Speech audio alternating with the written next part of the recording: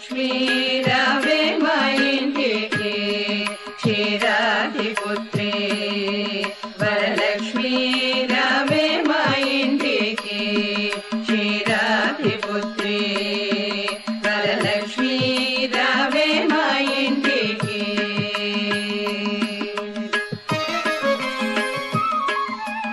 లక్ష్మీ రావే మా ఇంటికి లలితము కళేలకున్న సుప్రసన్న మధ్య రావే సుందరి బృందావనదారి లక్ష్మీ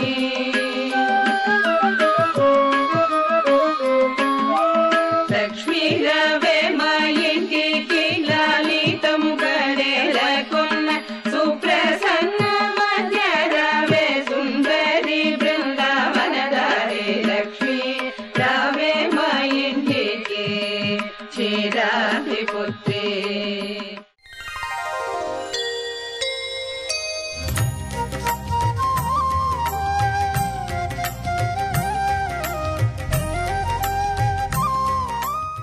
ఈటీవీ ప్రేక్షకులకి నమస్కారం. శుభమస్తు కార్యక్రమంలో గ్రహఫల మంచానికి స్వాగతం.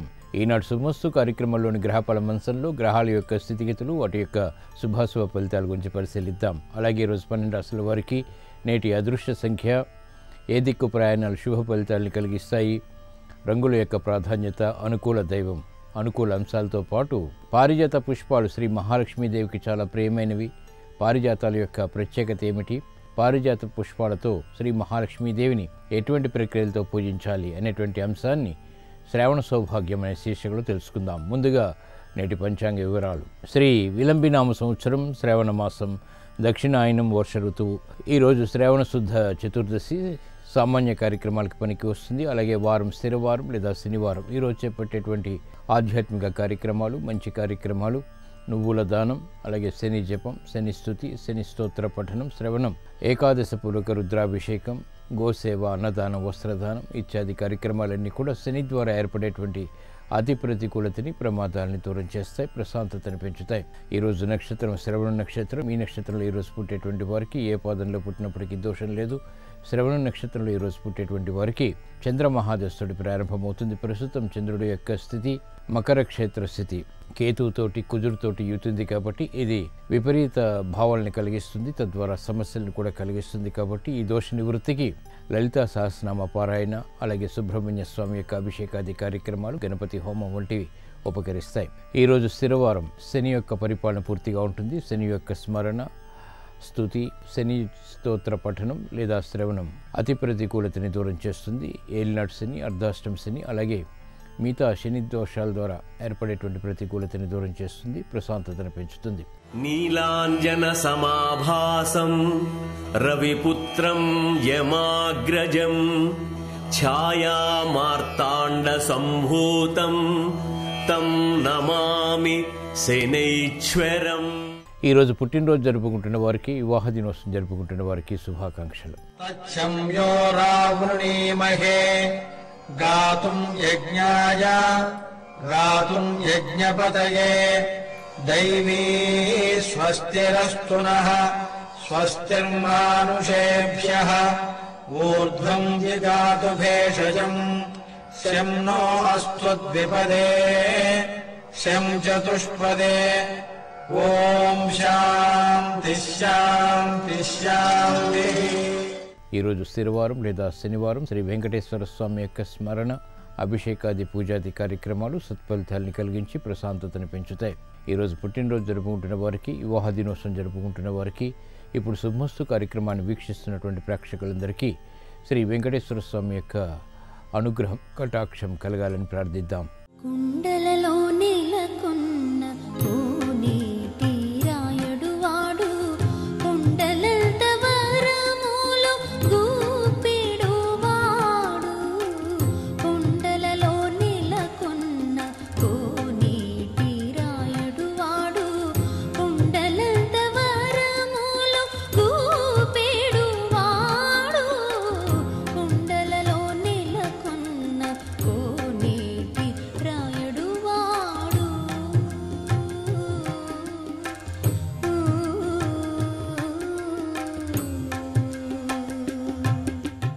పారిజాతాల యొక్క ప్రత్యేకత ఏమిటి, పారిజాత పుష్పాలతో శ్రీ మహాలక్ష్మీదేవిని ఎటువంటి ప్రక్రియలతో పూజించాలో శ్రావణ సౌభాగ్యం అనే శీర్షికలో తెలుసుకుందాం. నమస్తేస్తు మహామాయే శ్రీపీఠే సురపూజితే శంఖచక్రగదాహస్తే మహాలక్ష్మీ నమోస్తుతే. పారిజాత పుష్పం లక్ష్మీదేవికి ఎంతో ప్రియమైనది. పంచకల్ప వృక్షాల్లో ఒకటిగా ప్రస్తావించే పారిజాతం దేవలోకం నుంచి భూలోకానికి తరలి వచ్చిందంటారు. శ్రీకృష్ణుడు తన ప్రియసతి సత్యభామ అభీష్టం మేరకు ఇంద్రుణ్ణి జయించి దేవలోకంలో ఉన్నటువంటి పారిజాత వృక్షాన్ని సత్యభామకు కానుకగా ఇచ్చాడనేది పురాణగాథ. శేఫాలికం, శ్వేతసురస, పడగమల్లి, దేవసువర్ణం, కల్పవల్లి ఇలా ఎన్నో పేర్లతో పారిజాతాల్ని వ్యవహరిస్తారు. క్షీరసాగర మథనంలో లక్ష్మీదేవితో పాటు పారిజాత వృక్షం కూడా ఆవిర్భవించింది. పారిజాతాల్లో 9 రకాలున్నాయి. అందుకే నవపారిజాతంగా ఈ పుష్ప సౌందర్యాన్ని విశ్లేషిస్తారు. నేను ఇస్తే తప్ప నా వృక్షం నుంచి ఎవరూ పూలను స్వీకరించరాదు అనే అపురూప వరాన్ని శ్రీహరి నుంచి పారిజాత వృక్షం పొందింది. అందుకే పారిజాత పుష్పాల్ని చెట్టు నుంచి కోయరాదు, కింద రాలినటువంటి పుష్పాల్ని పూజకు వినియోగించాలి. భూమి, వాయు, మృత్తిక, జల, హస్తస్పర్శలతో కూడినటువంటి ఈ పుష్పాలతో లక్ష్మీదేవిని, ఇతర దేవతల్ని పూజించాలి. శ్రావణంలో ప్రతినిత్యం లక్ష్మీదేవిని అష్టోత్తర సమన్వితంగా పారిజాతాలతో పూజించడం వల్ల విశేష ఆర్థిక ప్రయోజనాలు పొందవచ్చు. ఇప్పుడు గ్రహాల యొక్క స్థితిగతుల రీత్యా 12 రాశుల వారికి ఏర్పడేటువంటి శుభాశుభ ఫలితాలు పరిశీలిద్దాం. ముందుగా మేషరాశి.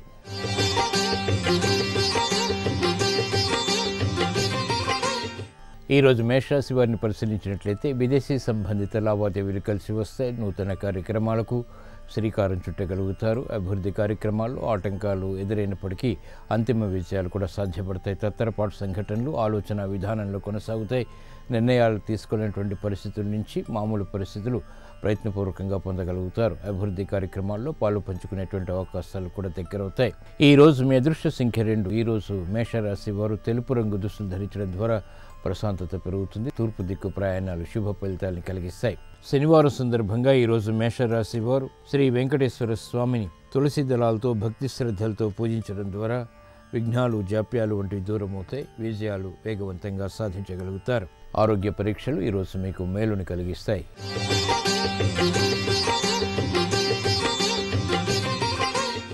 ఈరోజు వృషభ రాశి వారిని పరిశీలించినట్లయితే శ్రమ అధికమవుతుంది. చేపట్టినటువంటి కార్యక్రమాల్లో విముఖత కూడా ఉంటుంది.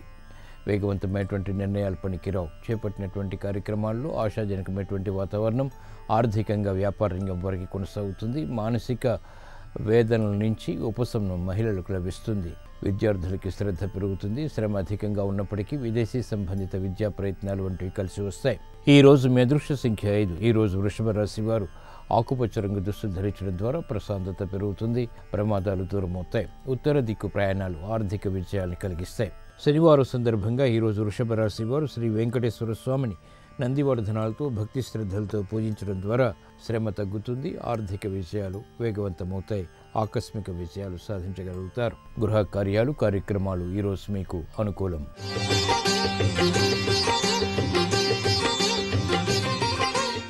ఈరోజు మిథున రాశి వారిని పరిశీలించినట్లయితే ప్రయాణాల విషయంలో జాగ్రత్తలు పాటించాలి. స్థిరాస్తి విషయాల్లో ఆకస్మిక అనుకూల ప్రతికూల మార్పులు కొనసాగుతాయి. చేపట్టినటువంటి కార్యక్రమాల్లో శ్రద్ధ ఉంటుంది. ఆలోచన సంపత్తి కూడా పెరుగుతుంది. అయినప్పటికీ ఆందోళనకర పరిస్థితులు ఆకస్మికం. వ్యవహారాల్లో చుక్కెదురు పరిస్థితులు పారిశ్రామిక రంగం వారు క్రమక్రమంగా పరిష్కరించుకోగలుగుతారు. ఆర్థిక వ్యవహారాల్లో వ్యాపార రంగం వారికి ఆకస్మిక విజయాలు చేకూరుతాయి. ఈరోజు మీ అదృష్ట సంఖ్య 3. ఈరోజు మిథున రాశి వారు పసుపు రంగు దుస్తులు ధరించడం ద్వారా ప్రశాంతత పెరుగుతుంది. ప్రమాదాలు దూరమవుతాయి. ఈశాన్య దిక్కు ప్రయాణాలు ప్రమాదాలను దూరం చేసి ప్రశాంతతను పెంచుతాయి. శనివారం సందర్భంగా ఈరోజు మిథున రాశి వారు శ్రీ వెంకటేశ్వర స్వామిని చామంతులతో భక్తి శ్రద్ధలతో పూజించడం ద్వారా ప్రమాదాలు దూరమవుతాయి. ప్రశాంతత పెరుగుతుంది. ఆర్థిక లావాదేవీలు, సంభాషణలు, ప్రక్రియలు ఈరోజు మీకు అనుకూలం.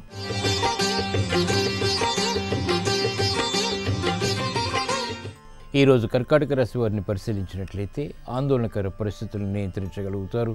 శత్రుభీతి తగ్గుతుంది. గతంలో కన్నా మెరుగైనటువంటి పరిస్థితులు గృహపరంగా బలాన్ని పెంపొందింపు చేస్తాయి. కార్యక్రమ నిర్వహణలో ఏకాగ్రత పెరుగుతుంది.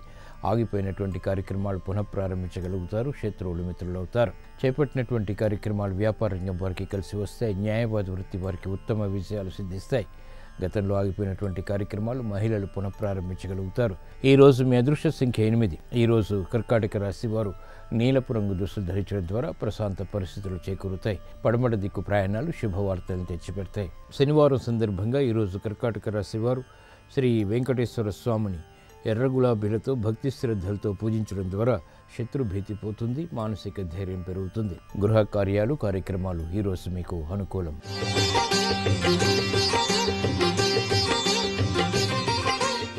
ఈరోజు సింహరాశి వారిని పరిశీలించినట్లయితే ఆరోగ్య విషయంలో ప్రతికూలత తగ్గుతుంది. రాజకీయ నిర్ణయాలు కలిసి వస్తాయి. చేపట్టినటువంటి కార్యక్రమాలపై మక్కువ పెరుగుతుంది. ఆర్థిక సంబంధిత లావాదేవీల్లో ఏర్పడినటువంటి విభేదాలు ప్రతికూల పరిస్థితులు తగ్గుతాయి. గృహ నిర్మాణాది కార్యక్రమాలపై ఆసక్తి పెరుగుతుంది.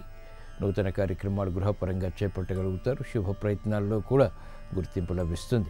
ఈరోజు మీ అదృష్ట సంఖ్య 5. ఈరోజు సింహరాశి వారు ఆకుపచ్చ రంగు దుస్తులు ధరించడం ద్వారా ప్రశాంతత పెరుగుతుంది. ఉత్తర దిక్కు ప్రయాణాలు ఈరోజు మీకు శుభ ఫలితాలను కలిగిస్తాయి. శనివారం సందర్భంగా ఈరోజు సింహరాశి వారు శ్రీ వెంకటేశ్వర స్వామిని కనకాంబరాలతో భక్తి శ్రద్ధలతో పూజించడం ద్వారా ఆశించినటువంటి కార్యక్రమాల్లో కార్యసిద్ధి చేకూరుతుంది. విదేశీ లావాదేవీలు సంభాషణలు ప్రక్రియలు ఈరోజు మీకు అనుకూలం.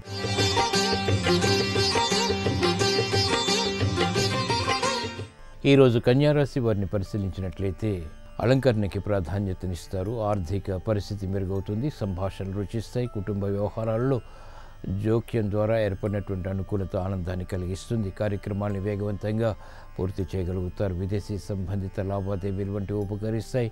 ఆర్థిక వ్యవహారాల్లో మెరుగైనటువంటి మార్పులు చోటు చేసుకుంటాయి. ఆరోగ్యం పదిలం. విదేశీ సంబంధిత వ్యవహారాలు పారిశ్రామిక రంగం వారికి లాభిస్తాయి. ఈరోజు మీ అదృష్ట సంఖ్య 2.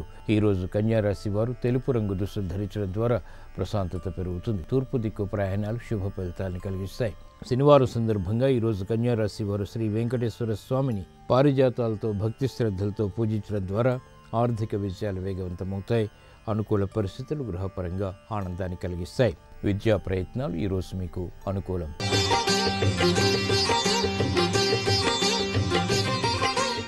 ఈరోజు తులారాశి వారిని పరిశీలించినట్లయితే ఉద్యోగ ప్రయత్నాలు ఫలిస్తాయి. రాజకీయ వ్యవహారాల్లో నెగ్గుకు రాగలుగుతారు. వినోదాల్లో పాల్గొంటారు. కార్యక్రమ నిర్వహణలో వేగం పెరుగుతుంది. గతంలో కన్నా మెరుగైనటువంటి పరిస్థితులు ఆర్థికంగా బలాన్ని ఆత్మవిశ్వాసాన్ని పెంపొందింపచేస్తాయి. విదేశీ సంబంధిత ప్రయాణాలు వంటి ఉపకరిస్తాయి. నూతన కార్యక్రమాలు వేగవంతంగా పూర్తి చేయగలుగుతారు. మానసిక ధైర్యం పారిశ్రామిక రంగం వారికి పెరుగుతుంది. ఈరోజు మీ అదృష్ట సంఖ్య 8. ఈరోజు తులారాశి వారు నీలపు రంగు దుస్తులు ధరించడం ద్వారా ప్రశాంతత పెరుగుతుంది. వేగవంతమైనటువంటి కార్యక్రమాల ద్వారా విజయాలు సాధించగలుగుతారు. పడమట దిక్కు ప్రయాణాలు ఈరోజు మీకు శుభ ఫలితాలను కలిగిస్తాయి. శనివారం సందర్భంగా ఈరోజు తులారాశి వారు శ్రీ వెంకటేశ్వర స్వామిని ఎర్ర గులాబీలతో భక్తి శ్రద్ధలతో పూజించడం ద్వారా మానసిక వేదనలు దూరమవుతాయి. మానసిక ధైర్యంతో కూడిన కార్యక్రమాలు తద్వారా విజయాలు దగ్గరవుతాయి. స్థిరాస్తి నిర్ణయాలు ఈరోజు మీకు అనుకూలం.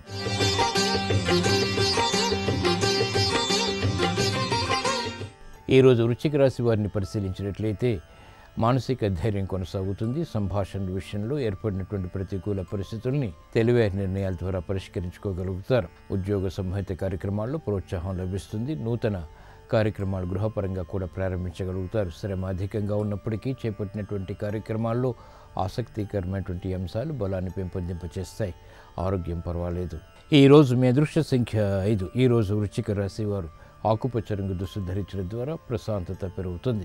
ఉత్తర దిక్కు ప్రయాణాలు ఈరోజు మీకు ప్రమాదాలని దూరం చేసి ప్రశాంతతని విజయాన్ని కలిగిస్తాయి. శనివారం సందర్భంగా ఈరోజు వృశ్చిక రాశి వారు శ్రీ వెంకటేశ్వర స్వామిని సన్నజాజులతో భక్తి శ్రద్ధలతో పూజించడం ద్వారా శ్రమ తగ్గుతుంది.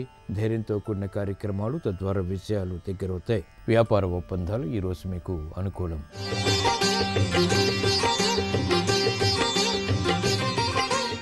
ఈరోజు ధనుస్సు రాశి వారిని పరిశీలించినట్లయితే ఆర్థిక విషయాల్లో జాగ్రత్తలు పాటించాలి. నత్తనడక కార్యక్రమాల ద్వారా ఏర్పడినటువంటి ప్రతికూలత ప్రతి పనిలోనూ కొనసాగుతుంది.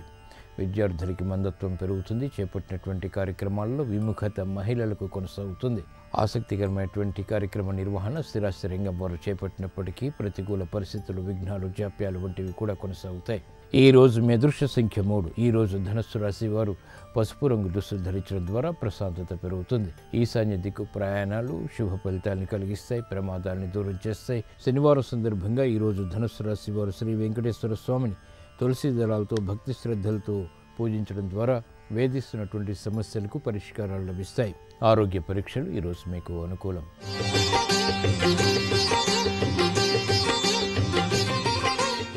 ఈరోజు మకర రాశి వారిని పరిశీలించినట్లయితే మానసిక ఆందోళన పెరుగుతుంది. తత్తరపాటు సంఘటనలు ఆర్థికంగా కొనసాగుతాయి. నిర్ణయాలు తీసుకోలేనటువంటి పరిస్థితులు విస్మయాలను కలిగిస్తాయి. ఆర్థిక సంబంధిత కార్యక్రమాల విషయంలో జాగ్రత్తలు పాటించాలి. నూతన కార్యక్రమాల విషయంలో వేగం తగ్గుతుంది. ఆరోగ్య ప్రతికూలత కూడా కొనసాగుతుంది.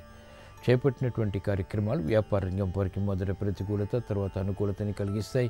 ఈరోజు మీ అదృష్ట సంఖ్య 8. ఈరోజు మకర రాశి వారు నలుపు రంగు దుస్తులు ధరించడం ద్వారా ప్రతికూల పరిస్థితులు కనుమరుగవుతాయి. పడమటి దిక్కు ప్రయాణాలు మాత్రమే ఈరోజు మీకు శుభ ఫలితాలను కలిగిస్తాయి. శనివారం సందర్భంగా ఈరోజు మకర రాశి వారు శ్రీ వెంకటేశ్వర స్వామిని తులసి దళాలతో భక్తి శ్రద్ధలతో పూజించడం ద్వారా శ్రమ తగ్గుతుంది. ఆర్థిక పరమైనటువంటి వ్యవహారాల్లో విఘ్నాలు దూరమవుతాయి. విదేశీ సంభాషణలు ఈరోజు మీకు అనుకూలం.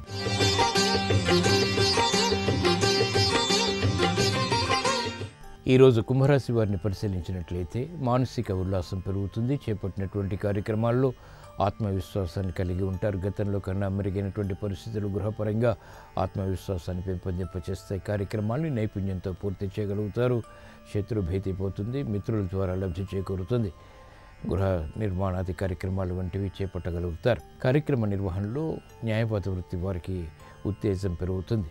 ఈరోజు మీ అదృష్ట సంఖ్య 8. ఈరోజు కుంభరాశి వారు నీలపు రంగు దుస్తులు ధరించడం ద్వారా శుభవార్తలు వింటారు. పడమటి దిక్కు ప్రయాణాలు ఈరోజు మీకు శుభ ఫలితాలను కలిగిస్తాయి. శనివారం సందర్భంగా ఈరోజు కుంభరాశి వారు శ్రీ వెంకటేశ్వర స్వామిని ఎర్రమందార పూలతో భక్తి శ్రద్ధలతో పూజించడం ద్వారా వేగవంతమైన విజయాలు ఆర్థికంగా సాధ్యపడతాయి. అనుకూలత ఆర్థికంగా పెరుగుతుంది. వ్యాపార ఒప్పందాలు ఈరోజు మీకు అనుకూలం.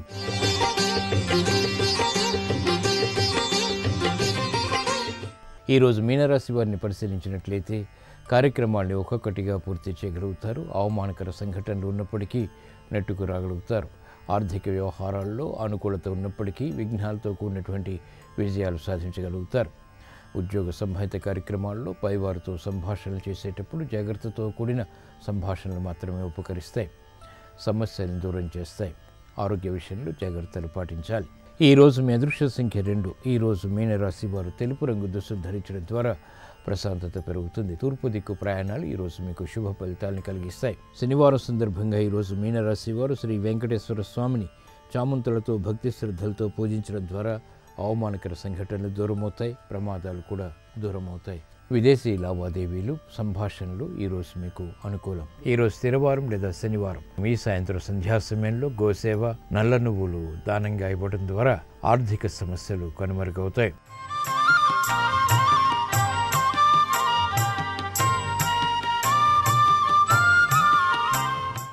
శుభోదయం. శుభమస్తు. కార్యక్రమంలో జాతక దోషాలు పరిహారాలు అన్న అంశానికి స్వాగతం. జాతక చక్రంలో 2వ ఇల్లు వాక్కును సూచించేది. ఈ వాక్కు సంబంధించిన గ్రహం గురుగ్రహం. ఈ గురుగ్రహం అనుగ్రహం సంపూర్ణంగా ఉన్న పక్షంలో వారు చక్కటి వాగ్ధోరణి కలవారవుతారు. మంచి వాక్కును సంతరించుకున్న వాళ్ళు అవుతారు.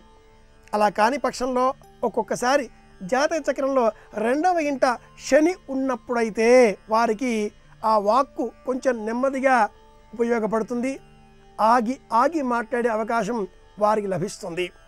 ఈ దోషాన్ని తొలగించుకోవాలి అంటే శ్రావణ మాసం శనివారం నాడు శనీశ్వరునకు ప్రీతికరంగా శ్రీ వెంకటేశ్వర స్వామి వారి అనుగ్రహం కోరి శ్రీ వెంకటేశ్వర దీపారాధన చేయాలి అంటుంది పరిహార శాస్త్రం.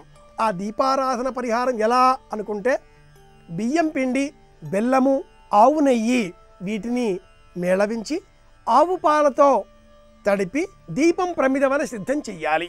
కరిగించిన ఆవు నెయ్యిని అందులో పోసి మరి ఒక దీపం వేరే వెలిగించుకొని ఆ దీపంతో ఈ 2 దీపాలను శ్రీయపతి శ్రీ వెంకటేశ్వర స్వామి వారికి ప్రీతికరంగా పరిహారంగా వెలిగిస్తున్నాను అని అనుకొని ఈ 2 దీపాలు వెలిగించాలి. 2 దీపాలు జాతక చక్రంలో ఉండేటటువంటి 2వ ఇంటికి ప్రతీక. ఈ 2వ ఇల్లు ధనము, వాక్కు, కుటుంబము, నేత్రములకు సంబంధించిన రోగాలు రాకుండా చేయడం, ఇలాంటివన్నింటికీ కూడా ప్రతీకాత్మకంగా ఈ 2వ ఇల్లు చెప్పబడి ఉంది. ఈ 2 దీపాలు కూడా ఒకటి జీవుడికి మరి ఒకటి దేవుడికి ప్రతీక. ఈ రెండింటిని సమానంగా వెలిగించి ఒకటిగా చేర్చేటటువంటి ఆ ప్రకృతి ఈ ప్రమిద. శ్రీ వెంకటేశ్వర స్వామి వారి అనుగ్రహం అంటే ఇలా దీపారాధన చేయడమే. శ్రావణ శనివారం నాడు ఇలా దీపారాధన చేసి శ్రీ వెంకటేశ్వర స్వామి వారికి ప్రపత్తిగా పూజాధికంగా సంకల్పం చేసి నమస్కారం చేస్తే తప్పక ఆ శ్రీ వెంకటేశ్వర స్వామి వారి కరుణ వలన జాతక చక్రంలో ఉండేటటువంటి సకల విధ దోషాలన్నీ కూడా తొలగిపోతాయి.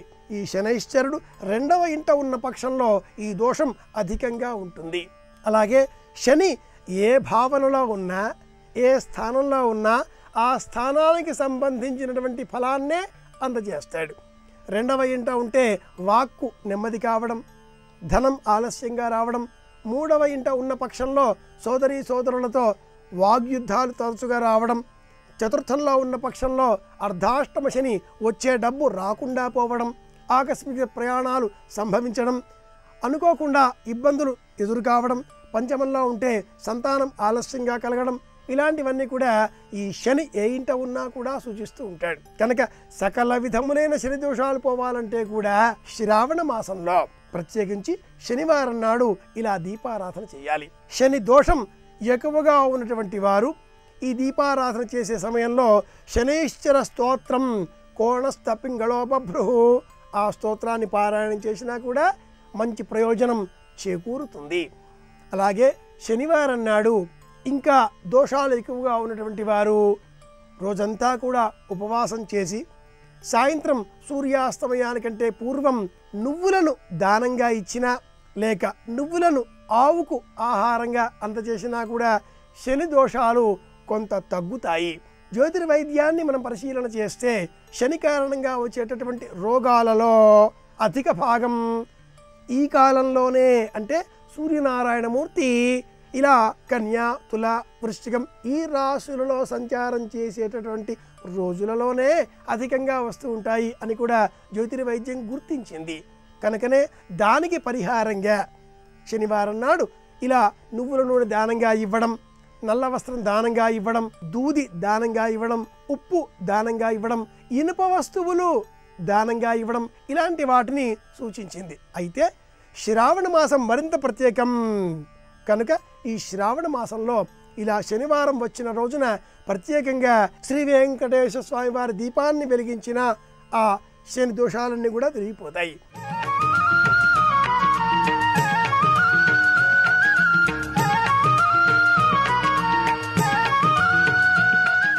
శ్రావణ మాసంలో శనివారం ఒక ప్రత్యేకతతో కూడుకున్నటువంటి రోజు.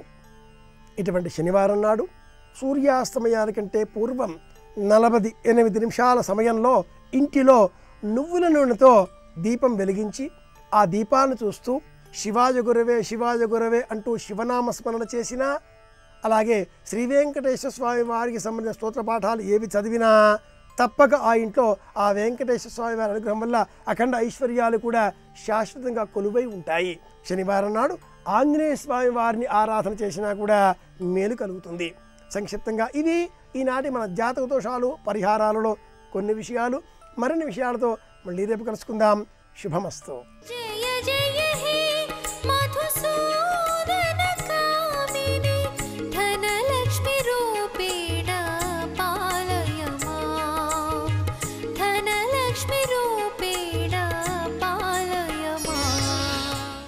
శుభమస్తు కార్యక్రమంలో గృహబలం అంశంలో శ్రావణ సిరివాస్తు అంశానికి స్వాగతం. వరలక్ష్మీదేవి యొక్క అనుగ్రహం, శ్రావణ లక్ష్మీదేవి యొక్క అనుగ్రహం ప్రతి ఇల్లు కూడాను సస్యశ్యామలవంతమై ఆరోగ్య అష్టైశ్వర్యాలతో తులతూగటానికి, లక్ష్మీదేవికి ప్రీతివంతమైనటువంటి అదృష్టకరమైనటువంటి వస్తువులు కూడాను పూజా మందిరంలో ఉండాలి అని చెప్పేసి శాస్త్రం.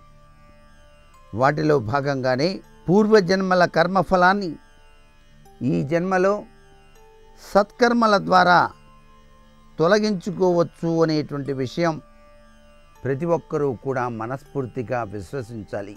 దక్షిణావర్త శంఖం, మోతీ శంఖం, గోమతి చక్రం, కుబేర పాత్ర, క్షీరోద్భవం మొదలైనవన్నీ కూడాను లక్ష్మీదేవి యొక్క సహోదర భావం కలిగినవి కాబట్టి ఇవన్నీ కూడాను ఉన్న ఇంటిలోనికి లక్ష్మీదేవి తప్పనిసరిగా ప్రవేశిస్తుంది అని చెప్పేసి శాస్త్రం.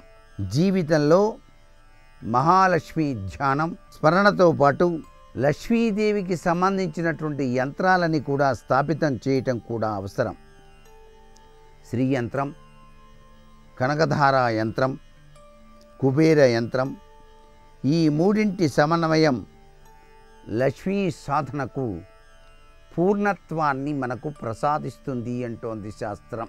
వాస్తుశాస్త్రరీత్యా గృహంలో ఏదైనా దోషాలు సంభవించినప్పుడు ఆ దోష నివృత్తి కోసం ప్రతి ఒక్కరికి సహకరించేటువంటి దివ్యవంతమైనటువంటి ప్రభావం కలిగించేటువంటి యంత్రం గణపతి యంత్రము. ఆ గణపతి యంత్రం ప్రతి ఇంట్లోనూ ఉండాలి. లక్ష్మీదేవి యొక్క అనుగ్రహం కోసం లక్ష్మీ యంత్రం కూడాను పూజాస్థానంలో పెట్టుకొని శ్రీ సూక్త పారాయణ అనేటువంటిది తప్పనిసరిగా ఆచరించాలి. ధనమూలం ఇదం జగత్ అన్నారు. ధనం గనక లేకపోయినట్లయితే లేనిపోని మానసిక రుగ్మతలు సంప్రాప్తమవుతాయి. అంటే మనిషికి కావలసింది ప్రస్తుతం ధనంతో పాటు ఆయుష్, ఆరోగ్యం కూడా. వీటన్నిటినీ కూడాను సమకూర్చేటువంటి దివ్యవంతమైనటువంటి ప్రభావం కేవలం ఈ శ్రావణ మాసంలో మనం ఆచరించేటువంటి లక్ష్మీదేవి యొక్క పూజాది కార్యక్రమాల రీత్యా అనుగ్రహాన్ని సాధించుకోవటానికి ఆస్కారం ఉంది. ఆర్థిక సమస్యలు అధికమై రుణదాతలు పీడించే స్థితికి వస్తే అప్పుడు శ్రీ విద్యా సాధన ఒక్కటే తరుణోపాయంగా మనకు శాస్త్రాల్లో చెప్పారు. శ్రీ విద్యోపాసన చాలా విశిష్టవంతమైంది. మనం నివసించేటువంటి ఇంటిలో పరిస్థితులు కలిసిరాక అనేకమైనటువంటి చిక్కులు, అనేక రకాలైన ఆర్థిక ఇబ్బందులు వస్తూ గనక ఉన్నట్లయితే ఆ ఇంటిలో అనుక్షణం కూడాను శ్రీమన్నారాయణ జపం అంటే ఓం నమో నారాయణాయ గోవిందనామం కానీ ఆ నామంతో కూడినటువంటి చాంటింగ్ ఎల్లవేళలా కూడా ఆ ఇంటిలో వినిపిస్తూ ఉండాలి. దానికి తోడుగా గుగ్గిలము లేక సాంబ్రాణి మొదలైనటువంటి పొగను ప్రతి గురువారం, శుక్రవారం తప్పనిసరిగా ఇళ్ళంతా కూడాను చూపించండి. ఇలా గనక చేసినట్లయితే గృహంలో ఉండేటువంటి కంటికి కనిపించని దోషాలు పటాపంచలైపోయి ఆర్థిక పరిస్థితులలో చక్కటి అభివృద్ధి సాధించుకోవటానికి ఆస్కారం ఎక్కువగా కనిపిస్తుంది సుమా. ధన ప్రాప్తి కోసం శ్రావణ మాసంలో ప్రతి ఒక్కరూ పాటించవలసినటువంటి నియమాలలో ఉదయాన్నే నిద్ర నుంచి లేస్తూనే మీ అరచేతులు రెండు చూసుకొని కరాగ్రే వసతే లక్ష్మీ, కరమధ్యే సరస్వతి, కరమూలేతు గోవింద, ప్రభాతే కరదర్శనం అంటూ నిద్ర నుంచి లేవండి. శ్రీ మహాలక్ష్మీ నమః అని చెప్పేసి భావిస్తూ లేవండి.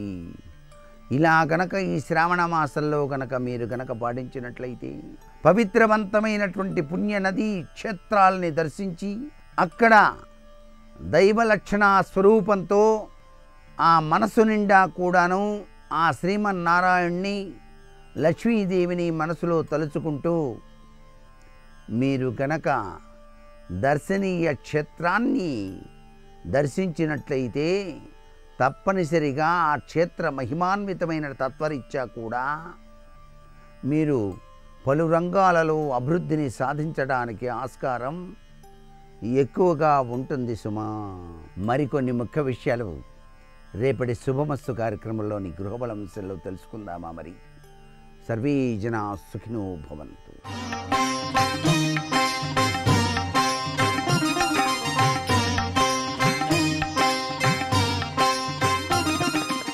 రేపు పౌర్ణమి తిథి ఉంది. ధనిష్ట శతభిష నక్షత్రాలు ఉన్నాయి. రేపటి నక్షత్ర బలాన్ని పరిశీలిస్తే ప్రధానంగా విద్యార్థులు విద్యారంగంలో రాణించటానికి, కళారంగంలో రాణించటానికి, హయగ్రీవుడిని ఆరాధన చేయటానికి రేపు అనుకూలమైన రోజుగా చెప్పవచ్చు. శ్రీ భగవతే ధర్మాయ ఆత్మ విశోధనాయ నమః ఈ మంత్రం జపిస్తూ హయగ్రీవుణ్ణి తెల్లటి పుష్పాలతో పూజించటం ద్వారా సకల శుభాలను సిద్ధింపజేసుకోవటానికి, వివాహపరమైన దోషాలను తొలగింపజేసుకోవటానికి రేపటి నక్షత్ర బలం విశేషంగా సహకరిస్తుంది. అలాగే సముద్ర స్నానాన్ని ఆచరించటం ద్వారా, సముద్రంలో నారికేళం కొబ్బరికాయను విడిచిపెట్టడం ద్వారా, ఈశ్వర నామం జపించటం ద్వారా గ్రహదోష తీవ్రతను తగ్గింపజేసుకోవటానికి కూడా రేపు అనుకూలమైన రోజుగా చెప్పవచ్చు. అలాగే సంతోషీమాత అమ్మవారిని ఆరాధన చేయటం ద్వారా, సంతోషీమాత అమ్మవారిని ఆలయంలో దర్శనం చేసుకోవటం ద్వారా, ప్రదక్షిణలు చేయటం ద్వారా సకల శుభాలను పొందటానికి కూడా రేపటి నక్షత్ర బలం విశేషంగా సహకరిస్తుంది.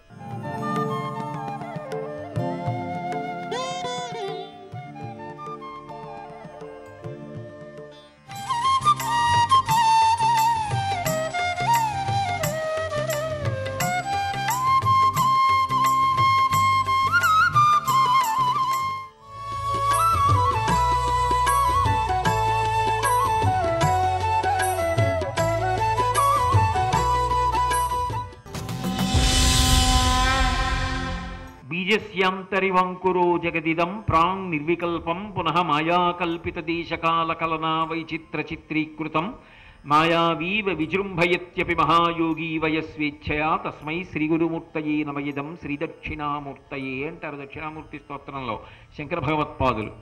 ఇంత చిన్న మర్రి విత్తనంలో అంత పెద్ద మర్రి చెట్టు ఉంటుంది.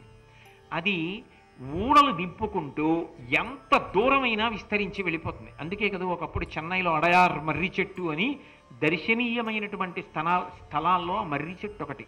మర్రి ఆకు కింద పడిపోయాక కూడా చాలా కాలం ఆకుపచ్చతనాన్ని పోగొట్టుకోదు. అది పసుపు వర్ణంలోకి వచ్చాక కూడా మీరు నీళ్లలో పెడితే మళ్ళీ ఆకుపచ్చగా అవుతుంది. ఒక పట్టాన పోదు దాని ఆకుపచ్చతనం. ఊడలు దిగి బహుగొప్పగా ఉంటుంది. దాని సౌందర్యం అంత గుండ్రంగా అంత వ్యాప్తి చెందుతుంది. కాబట్టి అంత గొప్పగా ఉంటుంది. ఆ మర్రి చెట్టుతో విష్ణుమూర్తికి సంబంధం, శివుడికి సంబంధం. అదో చమత్కారం. దాని కింద దక్షిణామూర్తిగా శివుడు కూర్చుంటాడు. చిత్రం వటతరోర్మూలే వృద్ధా శిష్యా గురుర్యువా గురోస్తు మౌనం వ్యాఖ్యానం శిష్యాస్తు చిన్న సంశయా. మర్రి చెట్టు కింద శివుడు కూర్చుంటాడు.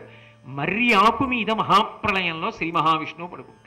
కాబట్టి ఓ మర్రి చెట్టు దగ్గరికి వెళ్ళారు. మళ్ళీ వెనక్కి రండి. పాండవులు కుంతీదేవి అక్కడికి చేరారు. బాగా బడలిపోయి ఉన్నారు. విశేషమైన దాహం. భీముడు నీరెక్కడుందో చూడాలి, ఇక చీకటి పడిపోతోంది. అందుకని గబగబా మర్రి చెట్టు పైకెక్కి చూశాడు నీళ్లు ఎక్కడున్నాయని. అక్కడ దూరంగా తటాకం కనబడింది. మర్రి చెట్టు దిగి ఆ తటాకం వైపుకి నడిచి ఆకుల దొప్పతో నీళ్లు పట్టుకుని వచ్చాడు అడవిలోకి. ఆ అడవి క్రూర మృగాలతో నిండిపోయినటువంటి అరణ్యం.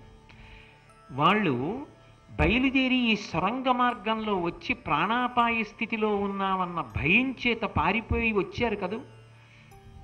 అందున మిగిలిన వాళ్ళ సంగతి అలా ఉంచండి.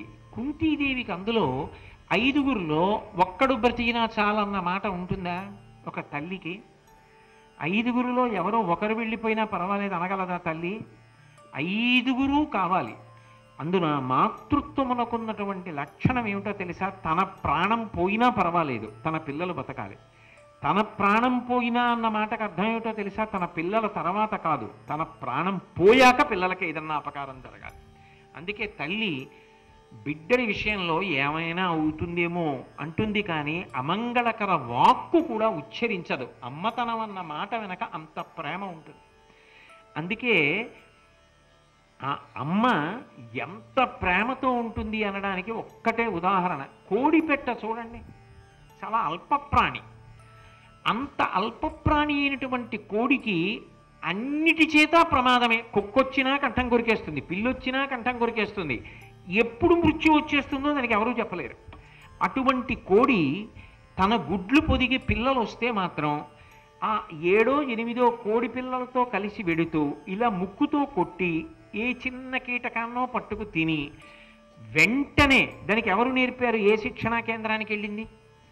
మెడని ఇటు తిప్పి అటు తిప్పి వెనక్కి తిప్పి ఓసారి ఆగి పైకి చూసి గ్రద్దొస్తోందేమో, కుక్కొస్తుందేమో, ఎవరైనా కర్రలతో కొడతారేమో, పిల్లలు ఎత్తుకుపోతారేమో అని తన పిల్లల్ని చూసుకుంటూ నిజంగా కోడి ఏమైనా కాపాడగలదా? పైనుంచి గ్రద్ద కిందకి దిగుతోందనుకోండి, నిజానికి కోడి భయపడాలి. రెక్కలు పైకెత్తి కొక్కురోకో అనేటటువంటి కోడిపెట్ట అలా అనడం మానేసి విచిత్రమైనటువంటి భాషలో పిల్లల్ని సంకేతిస్తుంది, వచ్చేయండి వచ్చేయండి అని. కొక్కొక్కొక్కొక్కొక్కొక్కొక్కొక్కొక్కొక్కొక్కొ అని వస్తుంది. పిల్లలన్నీ ఎక్కడెక్కడున్నవి పరిగెత్తుకుంటూ రెక్కల కింద వస్తాయి. ఆ రెక్కల కింద పిల్లల్ని పెట్టేసుకుని స్థాణువులా నిలబడి కంఠమెత్తి గ్రద్దతో పోరాటానికి సిద్ధపడుతుంది. అంటే నిజంగా గ్రద్ద 4 మాటలు తిరిగి కొట్టిందనుకోండి, కోడి చచ్చిపోతుంది. దాని ముక్కు బలం అలా ఉంటుంది. 4 దెబ్బలు, ఒక దెబ్బ తగలవలసిన చోట తగిలితే కోడి చచ్చిపోతుంది. అంటే తాను చనిపోయాక తన పిల్లని గ్రద్ద తినాలి తప్ప తాను బ్రతికుండగా తన పిల్లని తినడానికి వీల్లేదు. ఏ శిక్షణా కేంద్రంలో నేర్పారు కోడిపెట్టకి? మా అమ్మగారంటే మనుష్య కాంత, అందుకని పిల్లల మీద ప్రేమ. లోకంలో ఏ తల్లి అయినా అంతే. కానీ మరి కోడిపెట్టకి ఎవరు నేర్పారు అంటే మాతృత్వమునందు ఆ గొప్పతనం ఉంది, అమ్మతనంలో ఆ గొప్పతనం ఉంది. అందుకే అసలు ఆ మాతృత్వం అన్న మాట వచ్చేటప్పటికి నేల మీద పడి సాష్టాంగ నమస్కారం చేశారు సనాతన ధర్మంలో. అంత గొప్పది ఆ మాతృత్వం. అటువంటి అమ్మ 5 పిల్లలకి ప్రమాదం జరగకూడదని మానసికమైన ఒత్తిడి కుంతీదేవికి. 5 పిల్లలతో అరణ్యంలోకి వెళ్ళిపోయింది. అమ్మయ్యా, ఇంకా ప్రమాదం లేదు, దాటిపోయాం, వచ్చేసాం. దాహం వేస్తోందిరా అంది. మర్రి చెట్టు ఎక్కడం వరకు తెలుసు భీముడు, కానీ ఆమె అక్కడే నేల మీద పడుకొని గాఢ నిద్రలోకి వెళ్ళిపోయింది. 4 సోదరులు వాళ్ళు కూడా గాఢ నిద్రలోకి వెళ్ళిపోయారు. వెళ్ళిపోయిన తర్వాత భీముడు కొలనుకి వెళ్ళాడు. నిజానికి ఆ అరణ్యమంతా క్రూర మృగములే, పైగా పక్కనే రాక్షసుడు ఉన్నాడు, ఏ క్షణంలోనైనా వచ్చి కొట్టేయచ్చు. ఎంత వీరులైతే మాత్రం నిద్రపోతున్నప్పుడు చెనకితే ఏమవుతుందండి? అయినా భీముడు ఆకుల దొప్పతో నీళ్లు పట్టుకుని వెనక్కి వచ్చాడు. వెనక్కి వచ్చి చూసేటప్పటికి 4 సోదరులు కుంతీదేవి నేల మీద పడుకుని ఉన్నారు. ఎలా పడుకుని ఉన్నారు అంటే అదంతా ఏం శుభ్రం చేసుకు పడుకోలేదు, కనీసం చాప కూడా లేదు, ఒక కట్టుకుని విప్పిన చీర కూడా లేదు. రాళ్ళు శరీరంలోకి గుచ్చుకుంటున్నాయి. రాళ్ళు గుచ్చుకుంటుండగా అలాగే పడుకుని నిద్రపోతోంది. మానసికమైన అంత బడలిక తీరిందనుకోండి, నిద్ర వచ్చేస్తుంది. అందుకే ఆ నిద్రలో ముందు ఎవరి ఉపశాంతి బాగా కనపడింది అంటే భీముడికి అమ్మ ముఖంలో కనపడింది. అమ్మయ్యా, 5 బిడ్డలు దక్కారు. ఎంత కష్టపడిందో నా తల్లి, నిజంగా ఎంత బెంగ పెట్టుకుందో, దుర్యోధనుడు ధృతరాష్ట్రుడు చేసిన అకృత్యానికి ఎంత బాధపడిందో. నీళ్లు చేత్తో పట్టుకుని ఉన్న భీముడు ఆ కుంతీదేవి వంక చూసి ఒక మాట అంటాడు. కుంతి భోజాధిపు కూతురు, వసుదేవు చెలియలు, మరియు విచిత్ర వీర్యు కోడలు, కౌరవ కుల విభూషణుడైన పాండు మహాదేవి, పరమ ధర్మపరులైన కొడుకుల బడసినయది, పుష్ప సుకుమారతరమూర్తి, శుచి పారార్ధ్య శయన తలంబున శయనించియును నిద్ర ఓవనియది, దప్పి పొంది కటిక నేల గండ్లులొత్త నిద్రవోయినయది, తల్లి కంటే నిద్ర తగిలి సుతులు వాలు, మృగములున్న వనమని వగవక మరిచియుండిరి, ఏమి మాట్కి యొక్కో అన్నాడు. ఆయన తల్లి వంక చూసి అన్నాడు, ఎవరు ఇలా నిద్రపోతున్నది? పిల్లల లేక లేక లేక లేక ఒక్క కూతురే పుట్టిందనుకోండి, ఆ కూతురు మీద తల్లిదండ్రులకి మరీ ఎక్కువగా ప్రాణాలు నిలబడిపోతాయి. ఎందుకో తెలుసా? కొడుకు అనుకోండి, వాడి దగ్గర నేనుంటాను, వాడు నా దగ్గర ఉంటాడనో ధైర్యం. కానీ ఆడపిల్ల విషయం దగ్గరికి వచ్చేటప్పటికి తల్లిదండ్రులకు ఉన్నటువంటి పరిమితి ఏమిటో తెలుసా? ఈ పిల్లని జీవితాంతం సుఖపెట్టడం నా చేతిలో ఉందా? ఈ పిల్లని సుఖపెట్టడం నా చేతులలో లేదు. ఈ పిల్లని సుఖపెట్టడం భర్త చేతులలో ఉంది. ఆయన సుఖపెడితే ఆమె సుఖపడుతుంది, నేనందరం సుఖపడతాం. అల్లుడు సుఖపెట్టేవాడు కాకపోతే చాలా ప్రమాదం. అందుకే అందున ఒక్కతే కూతురు అనుకోండి, ఆ అల్లుడి వలన కూతురు సుఖపడుతుందో సుఖపడదో, ఆమె జీవితం ఎలా ఉంటుందో అని తల్లిదండ్రుల యొక్క ప్రాణాలు బిగపట్టుకుని ఉంటారు. అందుకని అల్లుడు మంచివాడైతే ఇంకొక కొడుకు పుట్టినట్టు. కొడుకుని చూడాలని ఎలా కోరుకుంటాడో మా తండ్రి, అలాగే మామగారు అల్లుణ్ణి చూడాలని కూడా అంతా పరితాపం పొందుతాడు, అంతా ప్రేమ పొందుతాడు. కాబట్టి కొడుకులతో ఒక కొడుకు పుట్టినట్టు. కాబట్టి ఆ కుంతీదేవి ఎంత గొప్పది అంటే, అసలు బిడ్డలే లేనటువంటి కుంతిభోజుడు శూరసేన మహారాజు గారిని అడిగి తెచ్చుకున్నాడు ఆ పిల్లని. కాబట్టి కుంతిభోజ కూతురు ఎంత ప్రేమగా పెంచి పెద్ద చేసుకున్నాడో. ఆమె వసుదేవు చెలియలు, వసుదేవుని యొక్క చెల్లెలు, మరియు విచిత్ర వీర్యు కోడలు. భరతవంశంలో పుట్టినటువంటి చిత్రాంగదుడు విచిత్ర వీర్యులలో విచిత్ర వీర్యుని యొక్క కోడలు ఆ కుంతీదేవి. అటువంటి తల్లి కౌరవ కుల విభూషణుడైన పాండు మహాదేవి. కౌరవ కులానికంతటికీ కూడా ఆభరణం లాంటి పాండు మహారాజు యొక్క భార్య, ధర్మపత్ని. ఆమె పరమధర్మపరులైన కొడుకుల బడసినయది, పరమధర్మాత్ములైనటువంటి 3 కుమారులను కన్నది. సవతి కుమారులు ఇద్దరినీ తన కుమారులుగా చూస్తున్నటువంటి తల్లి పుష్ప సుకుమార పరమూర్తి. పువ్వు కన్నా సుకుమారంగా ఉండేటటువంటి స్త్రీ. శుచి పరార్ధ్య శయన తలంబున శయనించియను నిద్ర ఓవనియది. పరమ శుభ్రంగా ఉన్నటువంటి పక్క మీద పడుకోమన్నప్పటికీ కూడా ఎక్కడో అంత బాగా లేదని చెప్పి శుభ్రంగా లేదు పక్క, శుభ్రంగా లేదు పక్క అని నిద్ర పట్టనటువంటి వ్యక్తి.